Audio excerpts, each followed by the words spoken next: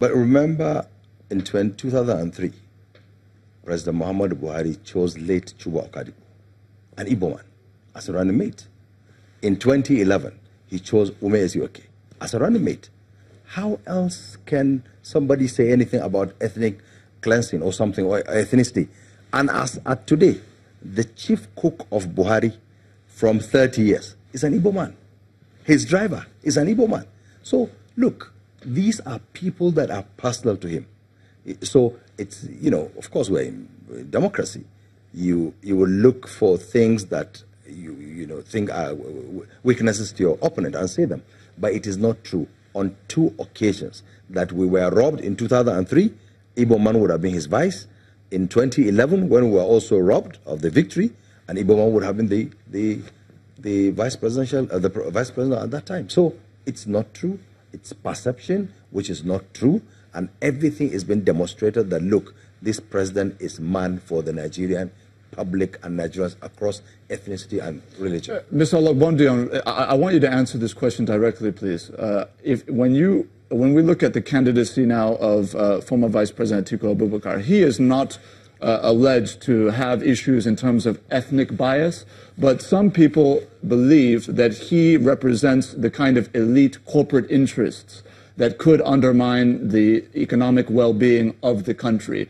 What is your view of the perception that, you know, this allegation that if the former vice president enters office, there would be, you know, sweeping privatization and some of these other things that Nigerians have been worried about over time?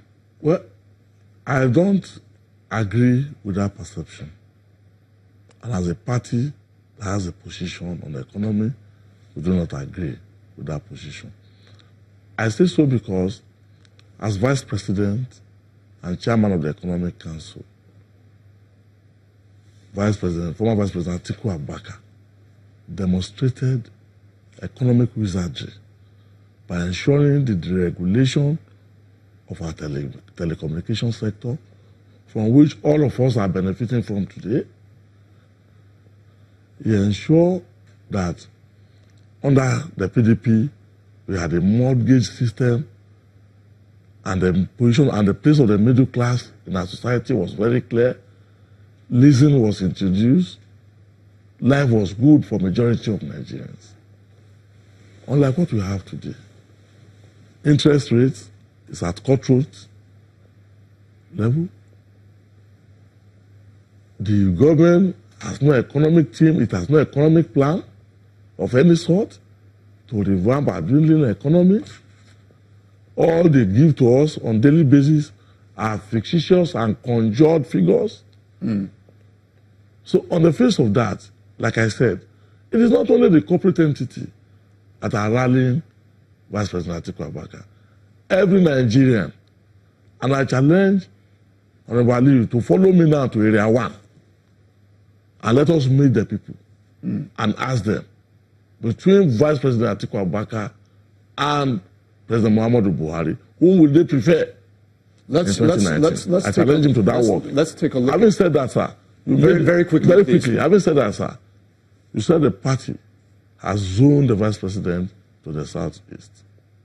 I'm not aware yet. No, let me clarify that statement. I want to be clear that the candidate has narrowed his options to southeastern choices. It has not been the party. Thank you for that. Please go ahead.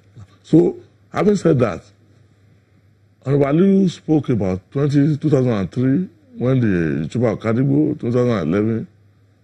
He forgot to mention Python dance in 2016 or 2017. He forgot to mention this difference between 95% that voted and the 5% that didn't vote. He forgot to mention the hegemonistic appointment that surrounds only a certain area of our nation in a country that is multi-ethnic. You're referring to security, I would imagine. Particularly the security sector. And he even raised the issue of fighting security. I have challenged APC, even on this platform, that we fought, the People's Democratic Party, fought the insurgents to the fringes of our nation. And that under this government, that claim to have come to fight insurgency. Military bases have been attacked, and we are losing our military officers. Very quickly, Honorable Leo, please respond. Yeah, let me respond. First, let's talk about the economy. Now, they were there for 16 years, of which 8 of those 16 years, Atiku Abubakar was the vice president. And if you compare the amount of revenue that accrued to this country in the last 16 years, 16 years before we took over, it's unimaginable, the quantum of money that this country generated, and compare with what this government generated between the time we came in 2015 and now, with the kind of infrastructure we as a government are putting in place. And also, I want him to think and compare the level of corruption, which he still is trying to say no. When we talk about the Dasuki Gate, is it not true? Is it a lie? Haven't some people there now answering questions or returning monies that were taken, monies that were supposed to be used to fight insurgency? And you and I and him were in Abuja here when these insurgents were bombing this town. Since we came to power, is he telling me now he's not sleeping with his 2 eyes closed in Abuja? So please, let's even not go there. Let's not talk on politics. I want him to know that, look, there's a lot of difference between the way they did their own and the way we're doing, and people are seeing. And look, we also found out that the elites, us, me and him, are also not helping matters. You find out that in some cases, look at this herdsman issue, where a lot of politics is into it, where politicians sit to agree and decide just because a full animal is the president. So these fights come more often. So please, I want him to understand, look, as Nigerians, let's be responsible. Let's talk on the fact. The fact of the matter is terrorism in this country has been reduced much, much, much lower than when they were in government, when they had more resources in this country. And there is more stability in the economy of the country as of today than when they were in government. At this juncture, we're just going to quickly throw it over to Lagos, where Gimba is standing by with the question. Gimba? Yes, I'm just wondering, Mr. Lobodion, because since we're comparing notes, in 2015, the APC candidate, who is now the president, had just over 14 million votes. That's against the PDP's 13 million votes, which President Goodluck Jonathan had at the time. Now, we have come to a point where the primaries, the direct primaries conducted by the APC